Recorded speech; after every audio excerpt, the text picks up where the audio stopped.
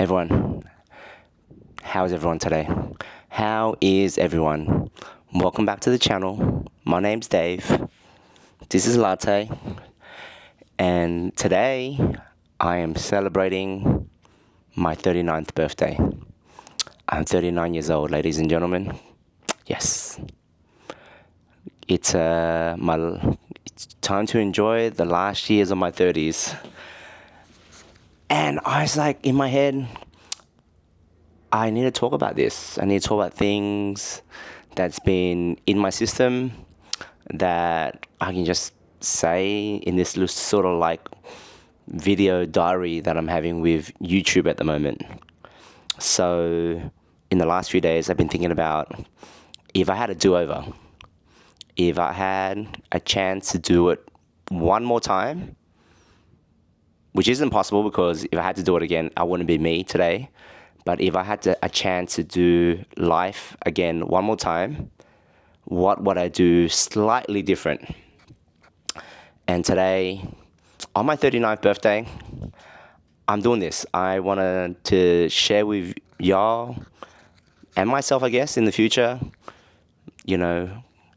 what mistakes I've made and what I would do again.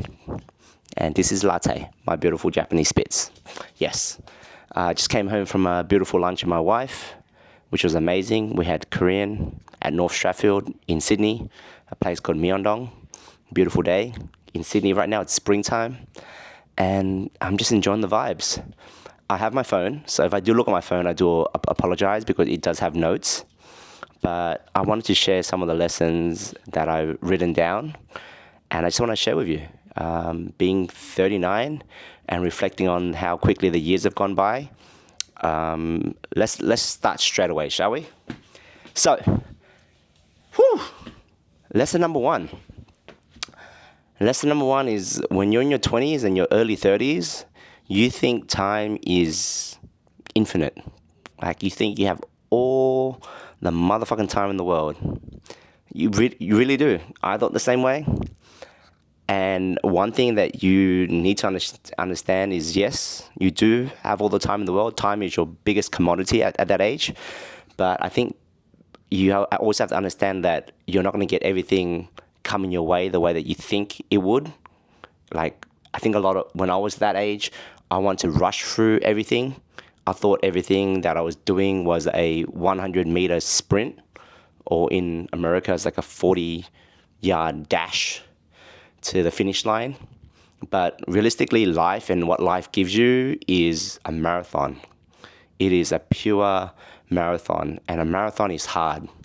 Like doing the work, doing the actual prep, participating in a marathon, there's so much work involved, and that's life. Like you gotta take it step by step. And I think a lot of people in our day and age don't realize that right now. I had a catch up with one of my best mates on the weekend, and it's all about trying to delay that gratification.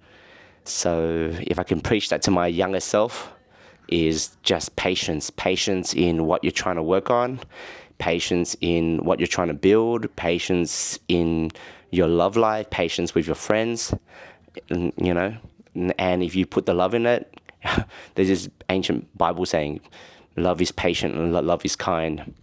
And that's what I think, patience. I didn't have enough patience when I was young.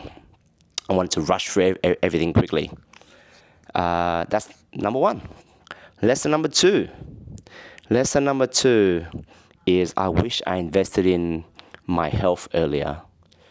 I literally wasted my 20s and early 30s drinking, partying, staying up late, not doing any physical activity for years and years, almost nearly 2 decades. And I wasted that potential. And this is the first ever year in my life where I've actually invested in my health and doing something consistently and compounding that.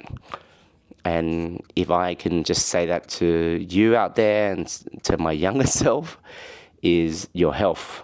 Stay on that course. Don't give up on it. Work on it.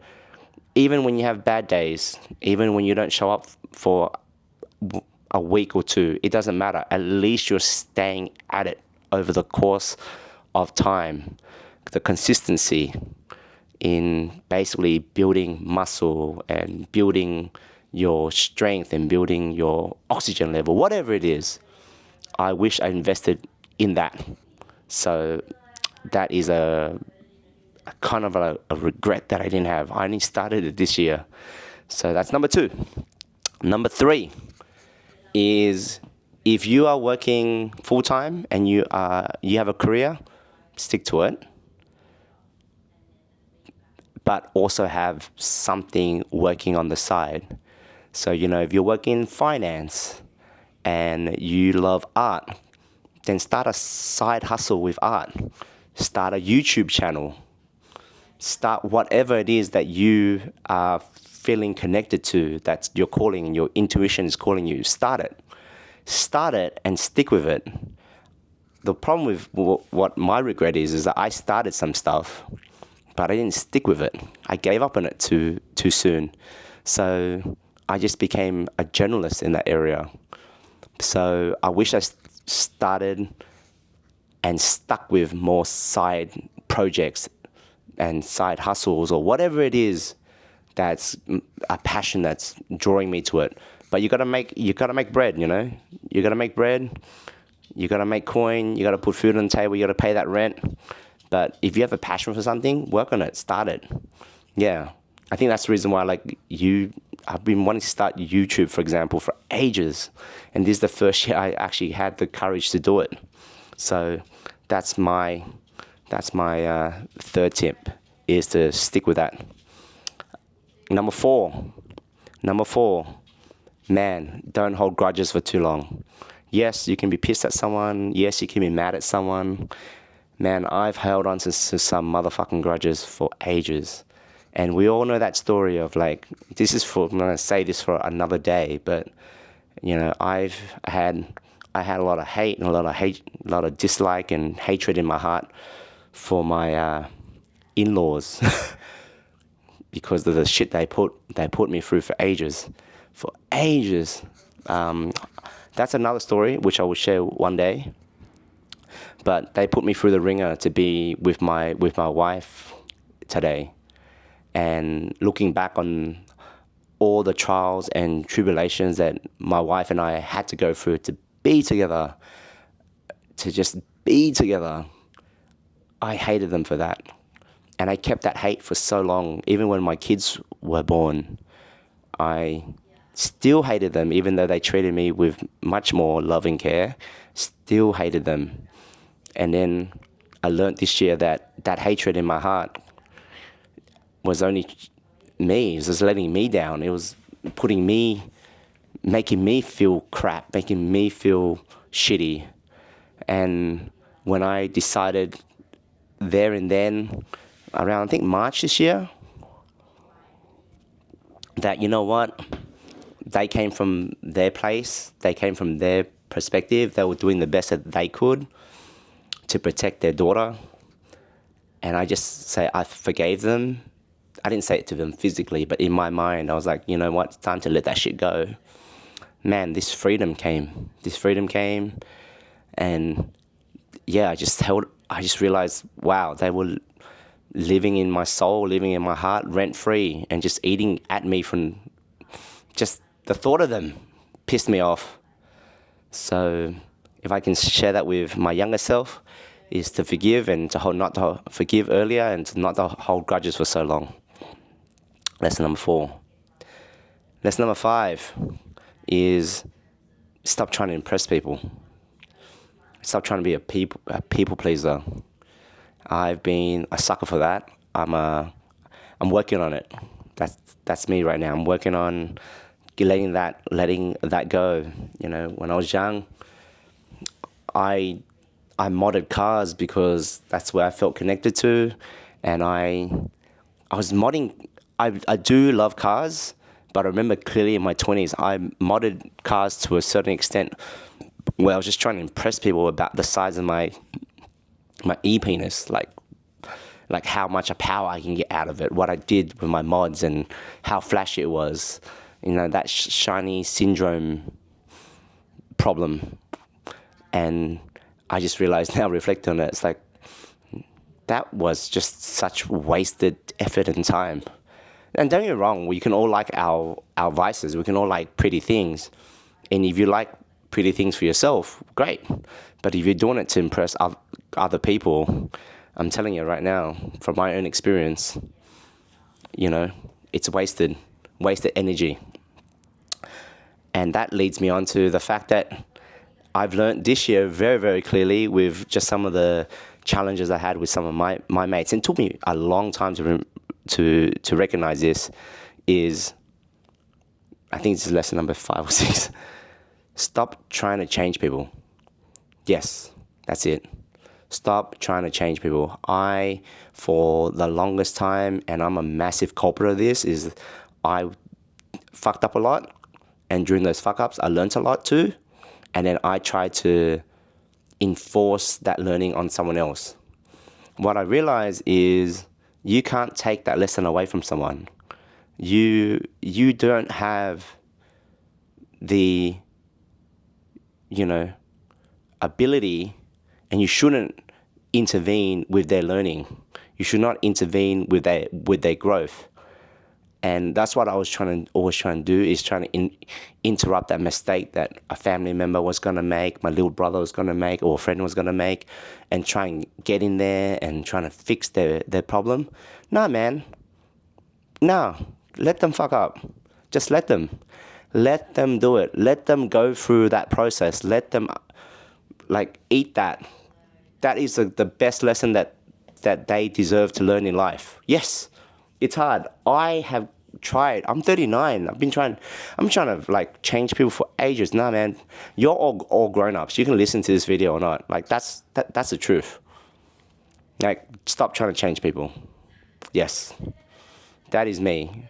And this is the lesson I've learned this year deeply, deeply, deeply. One of my mates called me out for it. And I finally listened. I'm like, no, you know what? Now, we're just going to let people do what they want to do. And that's what you need. That's what we all need to do. Just let them do what they want to do. Okay? Lesson number 7. Lesson number 7 is a little bit about money and investment. If you're in your 20s, if you're in your 20s right now, you need to think about investing in some sort of just simple ass ETF.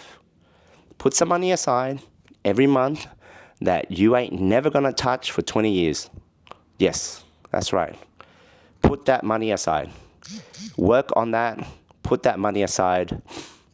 I realized the effort in compounding interest. Compound interest is the same thing as right now.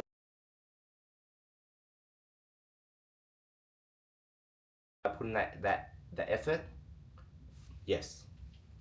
It would have been there. I would have had bigger muscles if I've invested in my own bank account and my shares. That would have been growing as well. So start investing in some ETFs. Okay.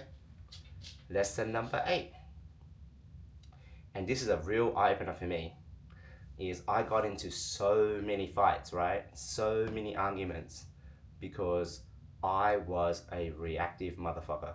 Yes, that was me. Reactive. When someone gave me a response, I would react straight away instead of absorbing the information, absorbing that moment, learning from it, dissecting it first before reacting. And I'm still doing it till today. So stop being so reactive. Stop being so reactive to the situation. Try and think about it overnight. Whether it's an email or a conversation, whatever it is, you can always learn to say, I'll get back to you. So that's lesson number 8. And lesson number 9, it's another one around finances. Stop buying fast fashion and shitty stuff. Yes, there is a place for fast fashion. I totally get it. But if you're spending all this money on fast fashion like me back in the day, where I'll be staying up at night looking at ASOS, building my cart together, getting like $500 worth of packages, and all that $500 worth of stuff after you wear it for a few times just breaks down. That shit is fucked up. Invest in quality, timeless pieces, especially for you guys out there. Our wardrobe can be very, very simple, and you can have an amazing wardrobe with not too much money in investment. But fast fashion, yes, it's addictive. Yes, it hits your dopamine, but man, it is bad for your bank account in the long run. So yeah, those are my 9 lessons. Quick, simple, easy. It's my birthday today. Wanted to share that, wanted to get that off my chest. Just wanted to wish you guys a beautiful day, because I'm having a beautiful day. Just had great lunch with my wife. But those are my thoughts. Wanted to let it out there and get it over with, to be quite honest, because it's been on my mind to share these thoughts. So I appreciate you watching. If you watched all the way to the end, thank you so much. If you like what I'm sharing, like, subscribe, hit me up. I appreciate you. Have a beautiful day. Until next time, once again, peace out. Thank you.